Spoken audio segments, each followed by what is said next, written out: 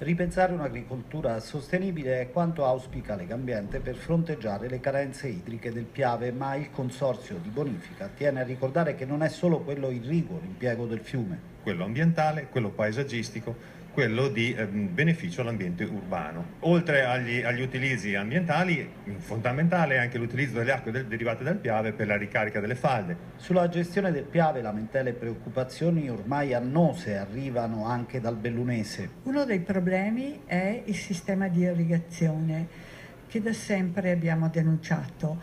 È vero che il cambiamento di irrigazione ha un costo notevole perché passare dalle canalette all'irrigazione a pioggia è un costo, però in questo momento in cui tutti ci preoccupiamo di non consumare molta acqua, penso che ormai sia diventato un passaggio obbligato. In questi ultimi 10 anni noi abbiamo trasformato l'irrigazione da scorrimento, che consuma il doppio rispetto al pluviodirrigo, abbiamo trasformato 10.000 ettari, che significa poi un risparmio concreto di 5 metri cubi al secondo, che sembrano pochi, ma sono molti.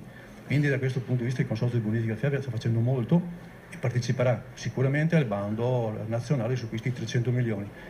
Speriamo di poterne ottenere per continuare questo tipo di percorso che a noi sembra la soluzione migliore.